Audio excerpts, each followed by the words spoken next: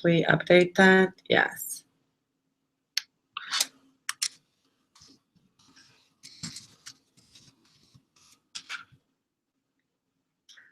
Yes. I'm going to, okay, I turned that off. Did I close? No, it's here. Okay, sorry, this was just extremely sophisticated beyond my level. So it turned out that I was completely ignoring the fact that there is a simple way to create this, because it said Google Hangouts on air, and I was just assuming that that's an option that's only available until Google Hangouts on air is available, and I didn't even try to do that one. And so kept trying to do custom, and that really wasn't going anywhere. So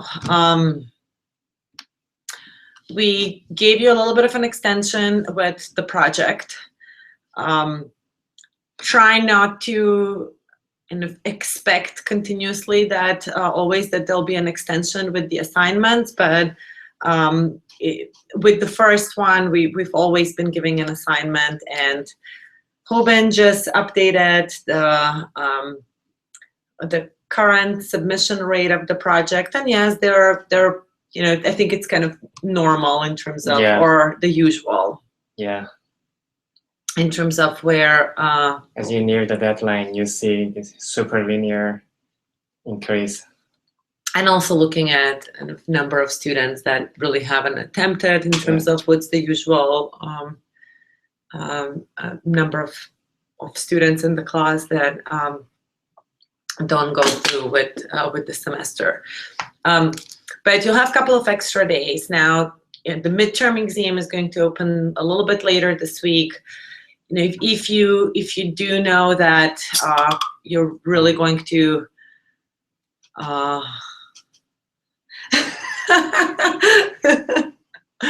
if you really you know, try to balance out how much extra time you put in the project and to make sure that you leave time for the midterm. You do have so you will have we'll open up the second assignment a little bit later today. So project 2 will be open. You'll get some idea of what that's like.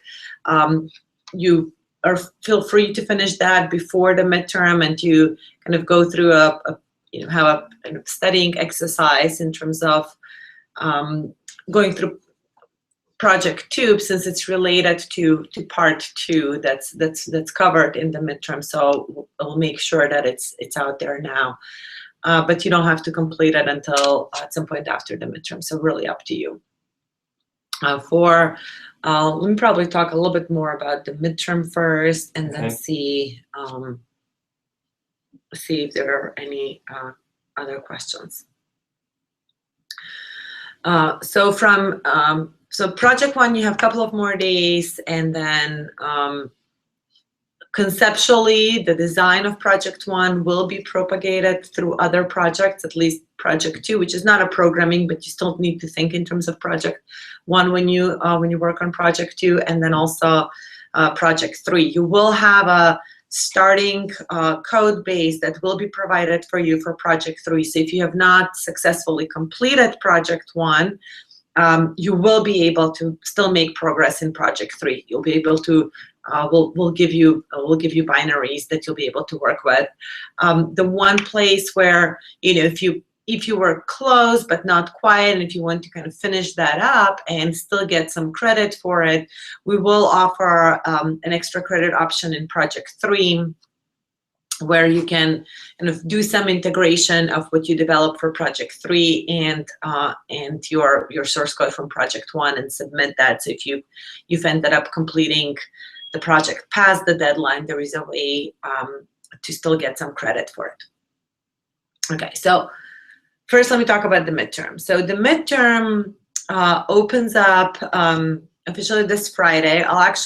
You'll probably end up seeing it pop up at some point on Thursday, just because I had, there's a person in the class that's getting married, so I figured, okay, we'll give you an extra day so that you can take the exam before you get married, which really means that at that point, you know, others are welcome to take it. The one the one policy that we'll maintain is that when officially the midterm opens, we'll really tone down kind of some of the exam material related contribution on Piazza.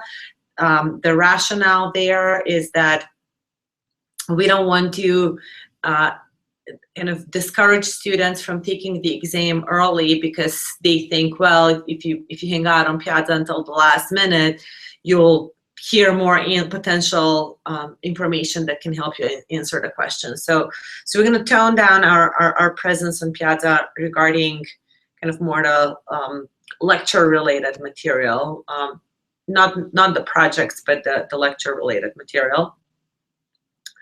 And so we'll do that effective of the 9:30 on Friday. We'll still monitor it. So if there's any kind of emergency, yes, we'll jump on it. If there's any like basic clarification, we'll do that. If there are any problems with the midterm, we'll do that. But in terms of just like really a lot of detailed explanations of questions, we'll do that. It will be very hard for Tony to do that. So, you know, we're not going to hold him. We're not going to judge him for that. So then, and then the one thing that we do ask you is that those of you that have taken the exam, once you complete the exam, please, so among yourselves, the students, you're more than welcome. Actually, we do encourage you to help contribute both questions and answers, to lead discussions regarding kind of the review of the material on Piazza. There are already some examples where students put sample answers to some of the questions in the exam, and you know, so that's a good way for you to start getting like feedback from your peers and getting some answers. And you know, we may participate there and just give you in a cold hot type of sense of direction, or ultimately confirm something, but that's a good thing to do. The one thing that we do ask is those of you that have taken the exam, that, and if you just put an extra effort in, if you are participating in Piazza, just make sure that you don't kind of let out information about the actual test. So don't somehow confirm and let students know that what the questions were, etc. So the midterm. Now, the midterm will be an hour and 20 minutes. It will have 10 questions. You will be allowed to use physical calculators, and you will be allowed to use scratch paper throughout the whole exam, and you know, some writing thing, pen or pencil. The scratch paper, just make sure you kind of just show it on the camera, both sides, and leave it, and then you can work with it. You will not be allowed to use any other online resource, books, notes, or anything like that. Calculator. Physical calculator. So calculator, yeah, physical calculator, I think I said that. Yeah. So you can use physical calculator, or you can use like the calculator application that's on your computer. You cannot use a phone, because we have really no way to control whether you're just texting someone or actually adding things up. If you choose to take this in a coffee shop or in bed, or you know, whatever other suggestions came out on Piazza, yeah, I mean, you know, coffee shop is suboptimal just because it tends to be noisy. So your video is just going to be flagged, and then we'll have to sit and watch you take the exam for an hour and 20 minutes to determine that you were just taking the exam in a coffee shop. But you know, in terms of, you know, if you're not sitting on a desk, if you are on a couch or somewhere else, that's fine too. You know, typically what happens is you will, so what will happen is, sort of similar to your proctoring onboarding, sort of with your onboarding test, you'll go to Proctor track. You will log in with your Proctor track account. You will get verified, and if your environment will get verified, and at that point the exam starts. The one thing that will appear on the screen will be a box that will have username and password for the exam. So I gave you guys a sample test that you could take, and this one was protected with a username and password. So for the actual midterm exam, I'm not going to give you the username and password, primarily so that you don't make a mistake and start taking the test before you've properly logged into Proctor Track. We need the exam to be proctored, and if you're not logged into Proctor Track and log into the exam, then as far as what we can tell, ultimately, I mean, the exam is timed and it's a one-time only. So as far as we can tell, is, well, you already saw the questions, you've logged in, you saw the questions, we have no evidence of exactly what happened, and so that's why we want you to, and that's why we're not distributing the username and password, just to avoid somehow you accidentally just going straight to T-Square, logging in, starting and starting the exam without the proctoring part being properly set up. So this way, we know that you'll get the credentials through Proctor Track, and then you will be able to log in and start the test. Every semester, I think like the Proctor Track team is trying really to keep up in terms of like display compatibility with all possible combinations of devices and browsers.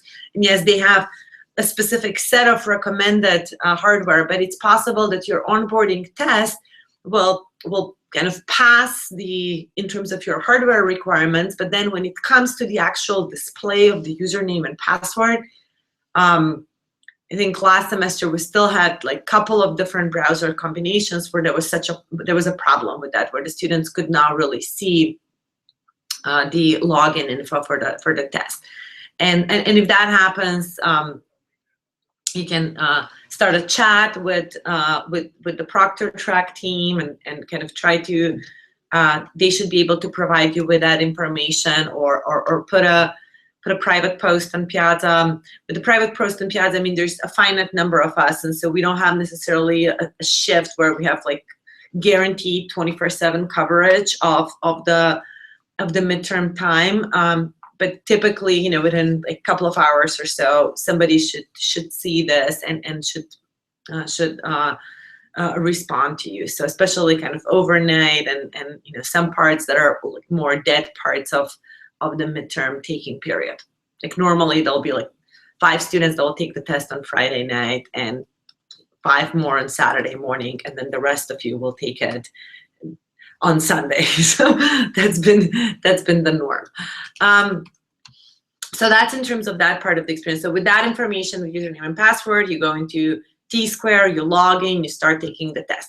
Note the Proctor Track website, the 1-800 number. If there is some kind of problem, make sure you notify them immediately, and make sure you also put a private post on Piazza. If you notice something with the exam that's like kind of, if there's a major emergency or something, yes, feel free to send us an email as well. But really, the Piazza option is a safer option that will see a message in time, and then we'll be in sync amongst each other to make sure that we notify of any emergency. In terms of the questions, I think I already talked a little bit about the exam in terms of the style of questions. So these are going to be from part 1 and part 2, combination of multiple choice, multiple selection, of fill in the blanks. Some of the fill in the blanks may be just simple words. Others may be you having to do some sort of calculations. There are some examples in the lectures that require some really toy calculations. Some that probably can do with pencil and paper, but we're not here to quiz you on math, so calculators are fine. I guess with smartphones and calculators, addition beyond 20 becomes very quickly a challenge. I just could do all these things by heart, and now 8 + 5 is sort of the max that comes easy. Well, should I tell them about the midterm? Doesn't matter. Yeah. So the other things about the midterm, you may have like 1 or 2 questions that require you to write a short answer, like type up an answer. You don't need to write essays. If there are like a couple of few keywords or brief sentences that capture the essence of your answer, feel free to do that. There are some questions, especially like if it's a multiple choice, multiple selection, just make sure that you've kind of looked through all the options. It's fine with T-square based on where the next button is, or save and next button is, but just make sure you've looked at all the options. The one really critical part with T-square, and we'll send an email to all of you before the exam officially opens, is that there is a way for you, and if you click submit, it's not going to ask you, do you really mean to submit? It's just going to submit the test. And once you've submitted the test, then the test is submitted. So so that's the really tricky part, and make sure you don't do that. So save the questions often. You cannot go to the next question unless you actually save your answer, but just make sure you don't submit accidentally. When the time expires, everything that has been saved, T-square is just going to auto-submit for you. So if you don't click a submit and just let your session expire, whatever is there, as long as you've saved the last question you were working on included, as long as you've saved things, that's going to be auto-submitted. What happens after the exam closes, if you end your proctoring session, and then Proctor track gets into this process of uploading the video of, it was monitoring your sessions, so it's going to be uploading the video, and that process can sometimes get hung up. That's a separate process from the actual exam taking part. So your exam gets submitted when your T-square session ends. The Proctor track video will ultimately, in one of the future times when you reconnect, that upload will complete, and we'll be able to review everything. So yeah, every semester we get a couple of requests that, oh, I accidentally did something and something happened and life happens. So please contact us immediately if you have such an emergency. And then if you have some actual, some other type of non-technical emergency, but some other type of emergency that's preventing you from taking the exam during the exam period, except for the person that's getting married who actually did know a little bit ahead of time, so we arranged for that. But if there is some kind of emergency that comes up and prevents you to complete this, make sure you have some documentation that you can submit to the Dean of Students so they can verify that your request is valid, and also notify us immediately as well, so at least we can be on the lookout. When the official exam end time ends, there are always some situations where there's something that there's one person that got delayed for whatever reason, and we sometimes typically let people, as I said, continue through midnight anywhere on earth. So there's more students working overnight, but even when the exam finishes, please do not discuss the answers until we're for real sure that everybody in this class has actually completed taking the exam. What's going to happen after the exam? At some point, we'll grade the test. We'll give you the answer key, the points key, so you'll have some idea of how you did. You'll get the points. We'll discuss kind of grades and points and grade distributions later in the semester. Are there any concrete questions? I don't see. Yes, the scratch paper is fine.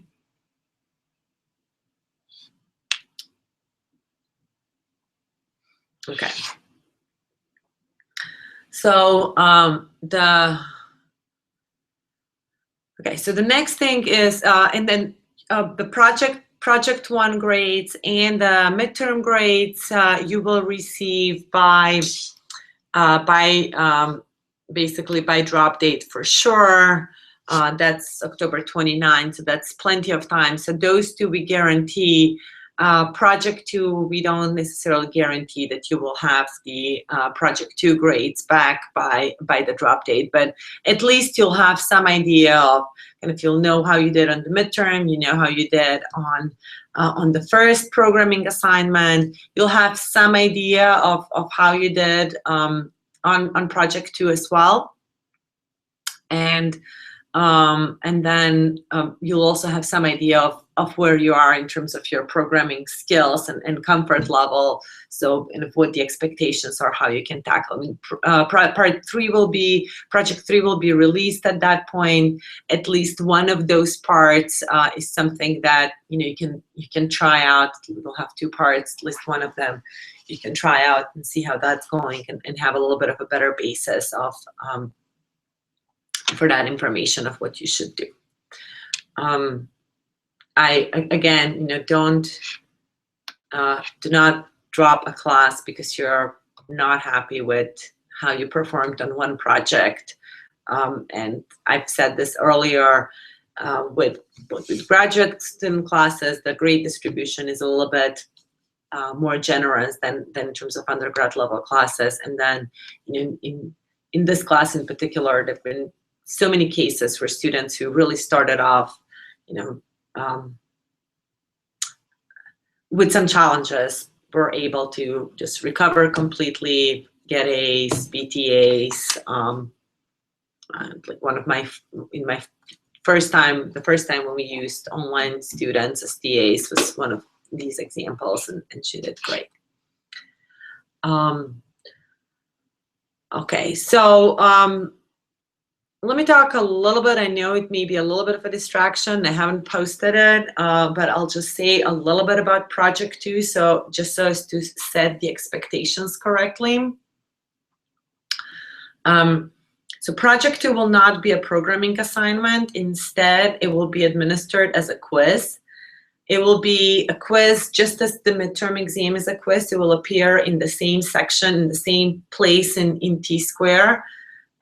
Not under assignments, but under tests and quizzes. And when we open it, we'll put a note both in assignments and on Piazza on how to get to the test. It's not going to be, unlike the midterm, the test, the project 2 quiz is not going to be timed, and you will be allowed to retake it multiple times.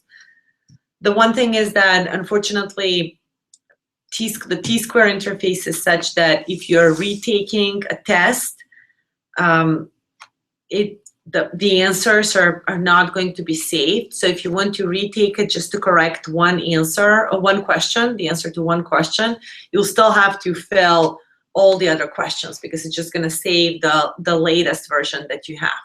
So it's a little bit annoying, but I promise you it's not going to be too long, and so you can just kind of copy paste your answers in mark your answers in a separate cheat sheet so that you can quickly re-enter them if you're retaking it. The project 2 will be very heavily based on the P2L5 lesson, the lesson that's connected to the paper, the Vivek Pai's paper on the Flash web server. What we typically do in general in the projects in the systems classes, both in this class, also in 6210, there is a component of the project that requires some experimental analysis. So you build something, you develop something as part of the project, and then you need to do some performance analysis. And the performance analysis means that you need to think about what are some good experiments that you need to design, what are the different parameters that are going to be varied, what are the ranges of values for those parameters that make sense for for what you want to measure for the application, for the kind of the metrics that you care for, and then to actually for real go and instrument the code in such a way that it does captures those values. And trust me, this is something that, you know, it's often the hardest part, because you know precisely what you need to measure, but then how you instrument your code, or kind of which counters, hardware counters you choose to read, or which tools you end up using, ends up leading to you're not really measuring that. So you're measuring something else, and you know you started off with the right idea, but what you're measuring is really something else. Making good decisions, kind of what's the frequency that you'll measure something, so that, you know, from a sampling perspective, it's meaningful. From a noise perspective, it's meaningful. So all of those things. So it's an important part of the system design project. Doing that evaluation, deciding what you need to evaluate, how you implement that evaluation, how you design your experiments, how you implement the experimental test bed and methodology, and then how you complete the measurements. And then comes the second part. So now that, you know, you ultimately get a whole bunch of measurements, then you need to both kind of explain some observations, and that has two parts, and how you visualize that, and then how you provide the rationale behind you know, the observations that are made. So in principle, like, this is one component that we have not found a good enough way to administer in these online classes, and so that's why I'm talking a little bit more about it. So it's so instead we have this. So what we came up with ultimately is to give a project. What we came up with in this class is to give a project where, you know, we ask a whole bunch of questions about some hypothetical experiments that are being conducted. And so what are your expectations, or what would you do? So what are some of the values that you choose for a set of consecutive runs that you would like to plot on a single graph, or or then what's a expected trend that for like a curve that you'd plot, what's an expected trend? Would it go up? Would it go down? Would it, you know, stay flat? Or kind of a relative trends among two curves. So these are the kinds of questions. So your test really for project 2 will be a set of questions about some hypothetical experiments. Now, so as not to make things like completely dry, this semester still we are going to give an option to play with, you know, to play with an environment where you're supposedly doing some pretend experimentation. So so there is, in Udacity, there is like an experimental sandbox where you can specify, and there's a specific syntax how you do that. You can specify some experiments, and then the sandbox is supposedly going to perform these experiments and give you the results. The supposedly part is that the sandbox is really not going to run the experiment that you specified, but it's just going to feed you some pre-generated values that are sort of geometric, so distance-wise closest to the experiment that you want to run. So maybe you want to run an experiment with, you know, 72 threads, asking for a file size of 52,000, and yeah, we haven't run that test, but we've run a test with 70 threads and file size of 50,000. So you're going to get the value for that experiment, which is close enough in the grand scheme of things. So that's project 2. You can take a look at it. You can, and if that's the idea of project 2, you'll be able to complete the test until after the midterm. But at least I suggest that you even like think about look at the questions, since they're related to P2L5, and P2L5 is the last lesson that's still going to be included on the exam. The flash paper is part of the exam. So if you think about that, this assignment, you know, it can just help you think about things that what do you know or what do you not know about what you still need clarified with that lesson. So again, this is we'll open it up tonight, but it's not going to be due until after the midterm. Oh, I need water. Okay, so okay. Yeah, no, it's okay.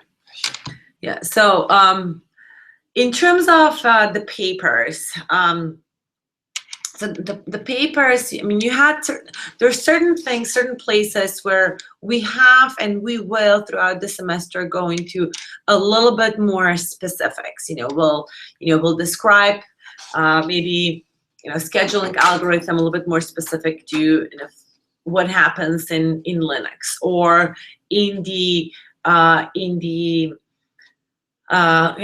this history of how we came to a threading model that's the current threading model in the Linux in the POSIX threads. What are some of the things that we tried as we were developing both user level support for threads and then also kernel level support for threads? So there's a question on Piazza, how detailed should you be when you're what level of detail is expected from you when it comes to the Solaris papers in general? I'm just going to generalize the question. So the Solaris papers. So if you start with a model where you have many threads, user level threads, and one kernel level thread, and you go from there and you come up with a model where there is one user level thread and one kernel level thread, we went through a whole set of oh, these are your waters. Okay. So we went through some set of design points. Okay, we had multi-core CPUs. We added more threading in the kernel.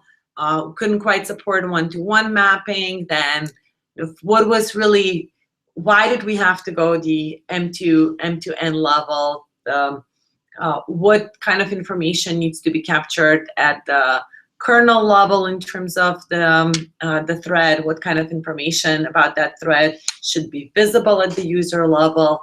When does this, so we want to take the advantage of operating at user level, yet the kernel needs to see some information so that it can return information at the right stack pointer, or so that, ideally so that it doesn't, so it can signal the right context, so that or from an efficiency standpoint, it's useful to, if it can see it, or some information so that it doesn't block. So there are certain problems. So how do we, what are different workarounds in terms of signaling and interrupts and synchronization and scheduling and helper threads, manager threads, so all of these things that happened at the user and then the kernel level in supporting this many-to-many model. And we needed the many-to-many model because of resource constraints, right? We had, potentially applications that needed a really high level of parallelism, and we had OS kernels that didn't support,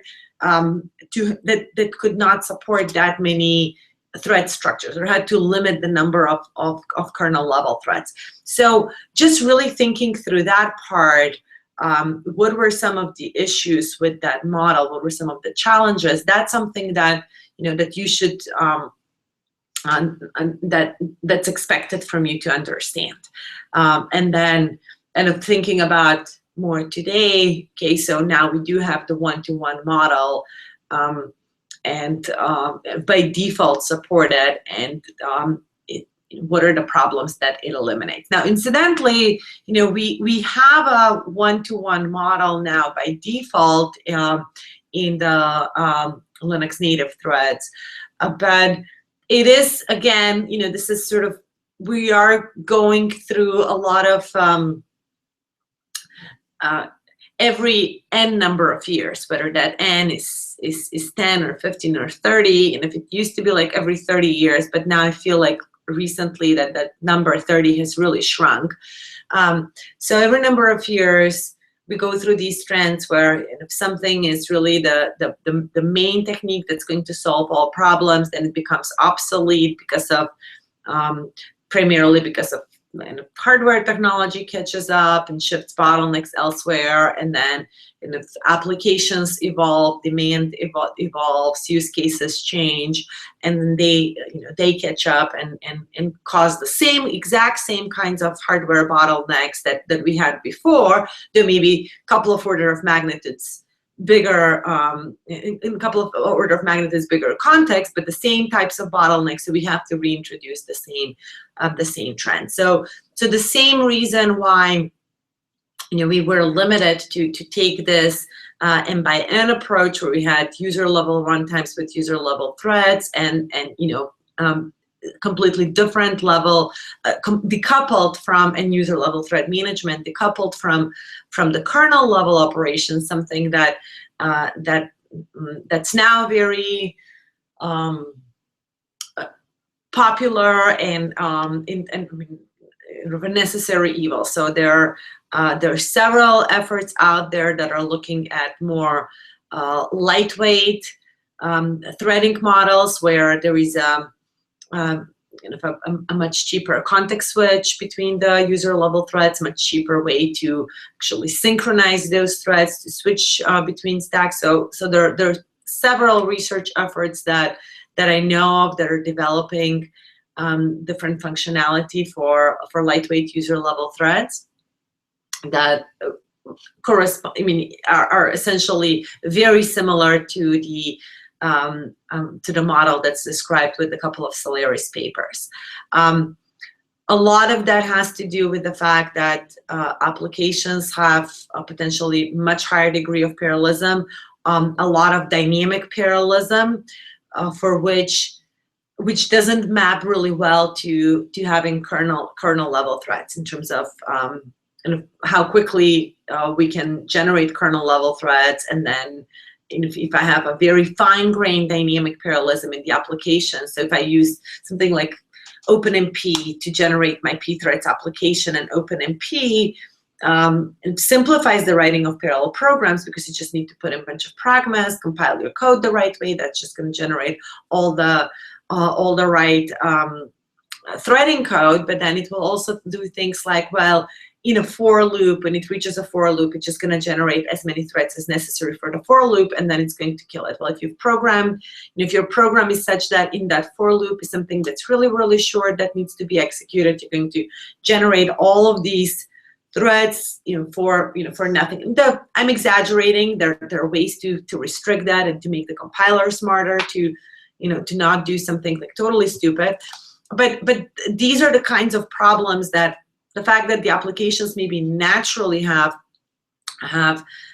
really variable degree of parallelism, really fine-grained parallelism, and the fact that with kind of memory hierarchies and also scales of the platforms in terms of cores and asymmetry in terms of cores, it becomes potentially the overheads of like context switching to kernel level threads, sometimes like hundreds of cycles, maybe sometimes like really thousands and thousands of cycles, depending on what happened to cache content, etc.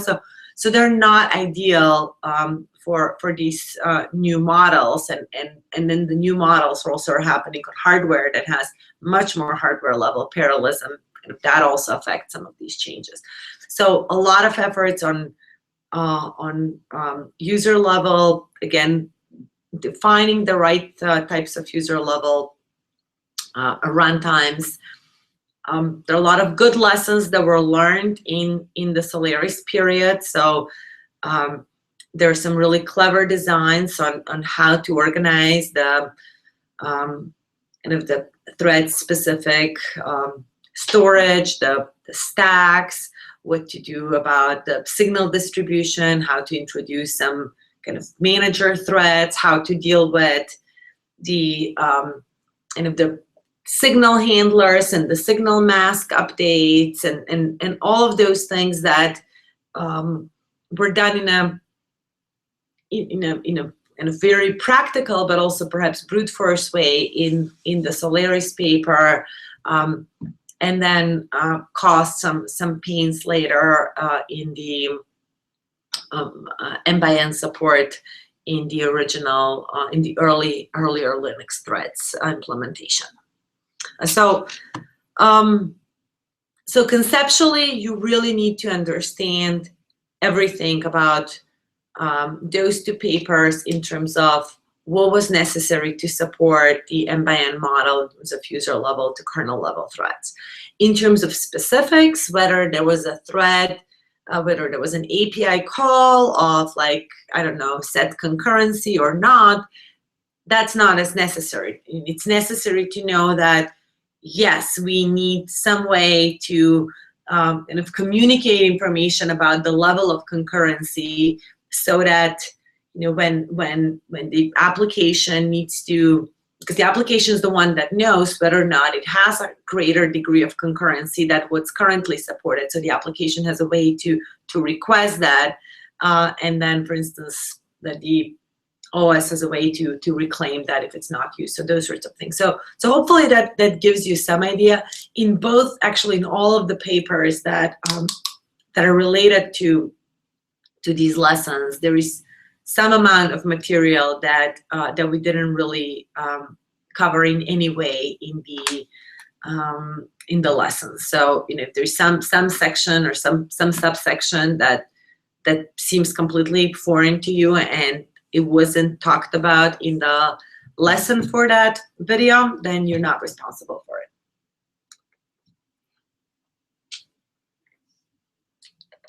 Mike, thank you for writing that cool thanks, because otherwise I would have just kept talking. So now I can stop. I think it is also driven by use cases, because you mentioned that like every 30 years, people start the old bottleneck, and then the bottleneck becomes a new one. And I'm working on this LSM tree based data structure, and like Google's Bigtable or Apache Cassandra, and people try to address how to efficiently read and write to a storage, and as the hardware evolves, as from the magnetic drive to SSD, you can have a much higher level of parallelism, and people try to figure out how to allocate how much thread is optimal to organize those underlying SS tables. So that can be another example of how use cases are driving the level of parallelism. Yeah. Or something. Yeah. Okay, so talked about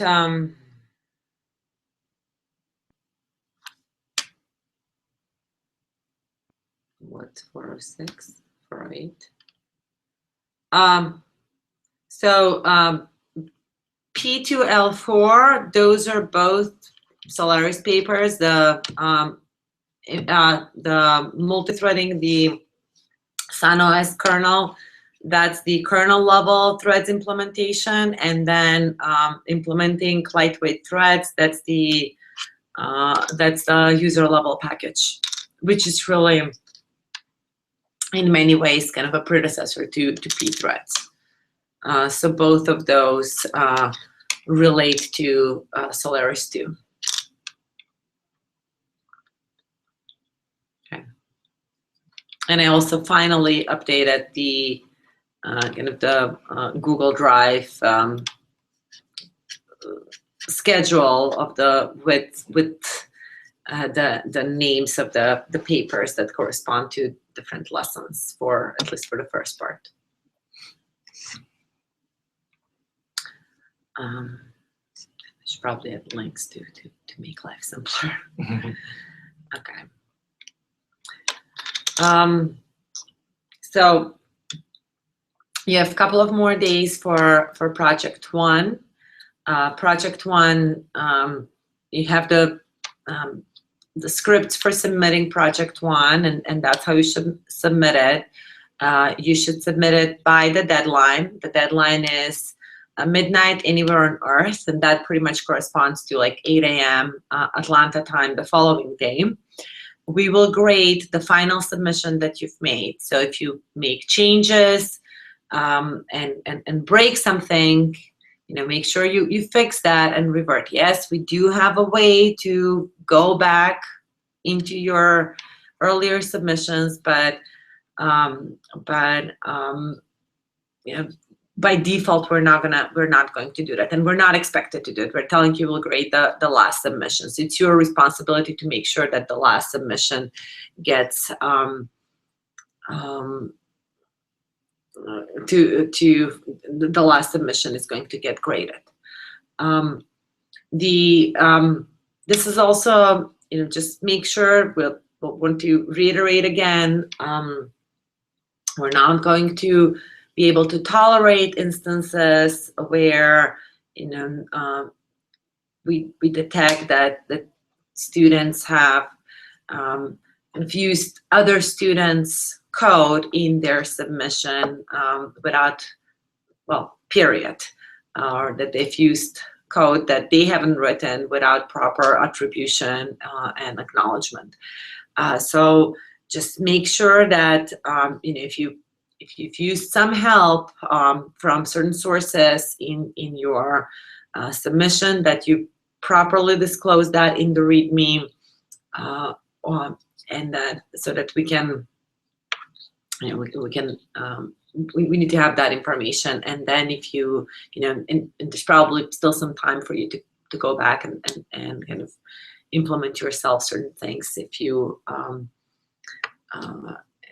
have had problems with those before.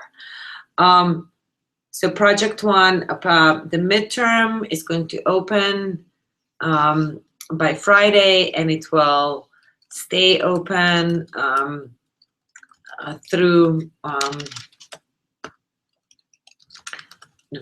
anywhere on Earth. Deadline, can I just take a look at, just to make sure that I don't quote a wrong time. So on the 3rd, that's Monday. Now, I know I'm the schedule. Okay, I know the schedule. Schedule puts it as 3 p.m. So we'll officially open 3 p.m. on Friday, but we'll keep it open through really 8 a.m. the following morning. So it's going to be open through 8 a.m. on the 4th. So the reason we're keeping it right now still listed as 10/3 is just to make sure that kind of mentally you're really thinking about Monday's the deadline for the midterm, and if it takes you through, kind of if you choose to take it later in the night, that's fine. It's also just, I think, like at this point, Proctor Track has fixed all of the kind of scalability issues in terms of supporting a flash crowd of everybody taking the exam at the same time, but we want to make sure that as much as possible, students do consider spreading out the times when they take the exam across at least the last couple of days. There are a number of students that tend to take it early, but majority end up pushing it towards the later part. And then I gave you some heads up on project 2. We'll go back and talk a little bit more about project 2 next week, but I think that's it for now. Yeah, there's a question on where to find info on GetFile. And I guess the combination is both between the project description, helpful needs, but I think there have been a lot of really useful conversations on Piazza already. So probably, if you put a separate question on like what specifically about GetFile do you have issues with, one of the students that has maybe a better recollection of a specific post or posts that on Piazza will be able to give you some quicker hints on where to look.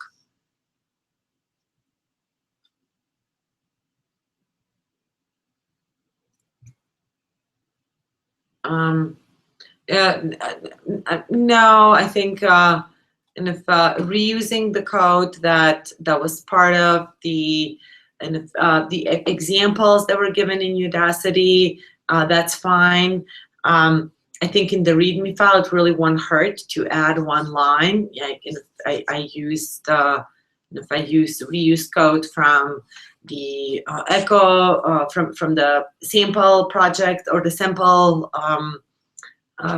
producer consumer Echo server implementation that's on Udacity. There are a number of pretty well-known tutorials, for instance, on sockets that students tend to use, and then a lot of that same pattern in terms of the socket creation, etc., appears throughout the assignment. So just putting that in, because we'll catch those, and if it's out there, it's just easier for us to eliminate. Like, oh, okay, this is because of this this piece of software that's reused, and as opposed to us trying to really go into deeper and figure out, okay, where do these submissions match and what's the problem.